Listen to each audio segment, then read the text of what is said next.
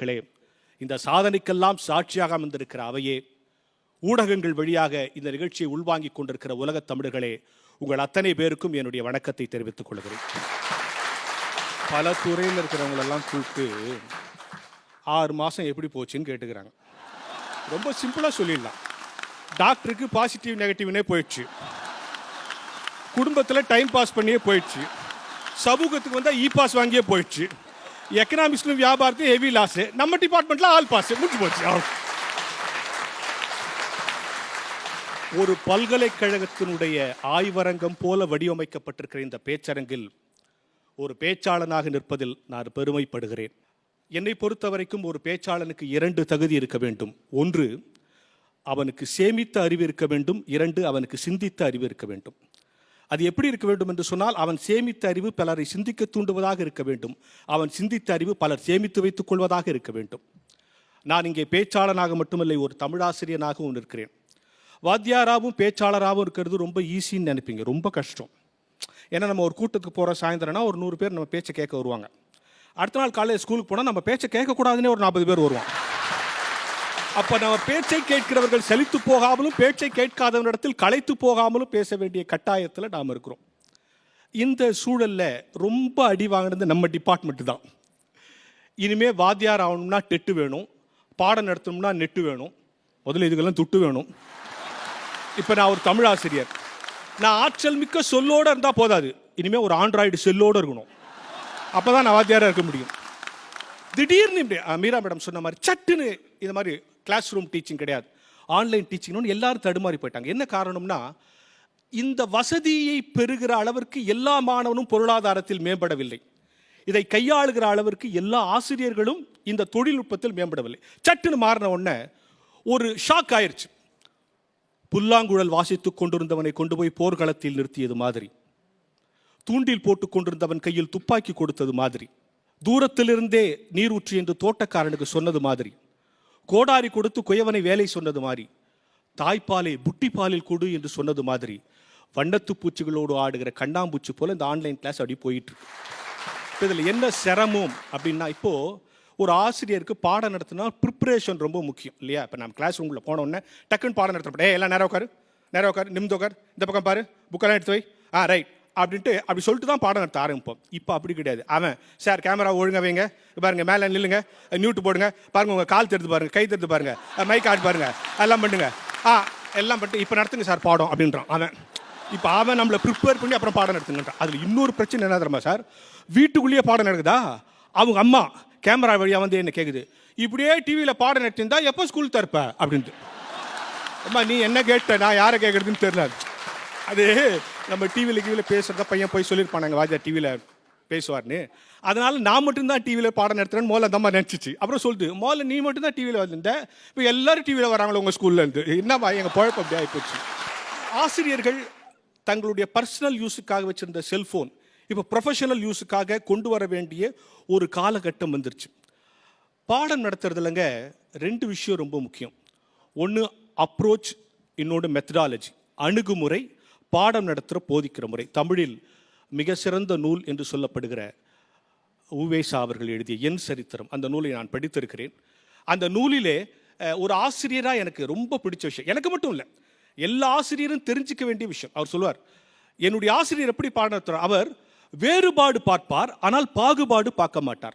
இப்போ நான் எல்லா பையனுக்கும் ஒரே மாதிரி பாடம் நடத்த முடியாது. சில பையன் நல்லா படிக்கணும்னா இருப்பான், சில பையன் டல்லாக இருப்பான், சில பையன் படிக்க மாட்டான். ஸோ ஒவ்வொருத்தருக்கும் ஒவ்வொரு விதமான அப்ரோச். ஆனால் பாகுபாடு பார்க்கக்கூடாது. இதுதான் வேறுபாடு, பாகுபாடு.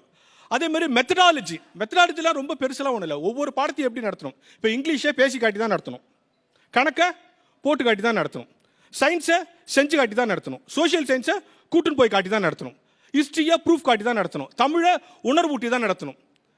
இப்போ ஆன்லைன் கிளாஸ் வந்தப்போ எல்லாத்தையும் படம் காட்டி தான் நடத்தினுக்கிறோம். பள்ளிக்கூடம் என்பது சார் ஒரு உணர்ச்சிகள் சங்கமிக்கிற இடம், மாணவனை பக்குவப்படுத்துகிற இடம். இப்போ கிளாஸ் ரூம் இது சாத்தியமாயிருக்கு. ஆனால் இதில் இருக்கிற சங்கடங்களை நம்ம புரிஞ்சுக்கணும். ஒரு ஆஃபீஸில் we are dealing with papers, ஒரு ஃபேக்ட்ரியில் we are dealing with machines, ஒரு ஹாஸ்பிட்டலில் we are dealing with patients. But பள்ளிக்கூடத்தில் ரத்தமும் சதையுமான ஆரோக்கியமான அன்றாடம் வளர்கிற மனிதர்களோடு பழகிற அனுபவம் ஆன்லைனில் வராது இல்லையா? இது உணர்ச்சிகள் சமங்கமிக்கிற இடம். அதுக்கு என்ன தெரியுமா, இப்போ நீங்கள் ஒரு ஹாஸ்பிட்டல் அட்மிட் ஆகிறீங்கன்னு வச்சுங்க, டிஸ்சார்ஜ் ஆனோன்னா வந்துடுவீங்க. என்னைக்காவது அந்த ஹாஸ்பிட்டல் பக்கம் கடந்து போகும்போது இந்த ஹாஸ்பிட்டல் நான் அட்மிட் ஆனேன், உள்ளே போய் நான் அந்த பெட்டு நான் அந்த ஸ்டாஃப் நர்ஸ் எல்லாம் பார்த்து வரேன், உள்ளே போவீங்களா? போக மாட்டோம்ல. எந்த கோர்ட்லேயாவது நம்ம வீட்டில் கேஸ் ஏதோ நடக்குது, கேஸ் முடிஞ்சோன்னா வந்துடுவோம். அப்படி அந்த ஜட்ஜி தான் நமக்கு தீர்ப்பு கொடுத்தாரு, அவரை பார்த்து உடனே சொல்லிட்டு வரும் போமா. ஆனால் பள்ளிக்கூடத்தை கடந்து போகுது ஒரு மாணவன், இந்த பள்ளிக்கூடத்தில் தான் நான் படித்தேன், அங்கே போய் அங்கே உட்காந்து வரேன், நான் படித்த கிளாஸை எனக்கு பாடம் நடத்துகிற டீச்சரை பார்த்து வரேன்னு போகிறான்ல. அப்போ அது உணர்ச்சிகளால் சார். ரெண்டாவது சார், பள்ளிக்கூடம் பாடம் நடத்துகிற இடம்னு நினைக்காதீங்க, அது பக்குவப்படுத்துகிற இடம். நான் முதல்ல வாத்தியார் ஆகி அப்பாயின்மெண்ட் ஆர்டர் எடுத்து ஸ்கூலுக்குள்ளே போகிறேன். நான் படித்த ஸ்கூல்லையே வாத்தியார் ஆகிட்டேன்.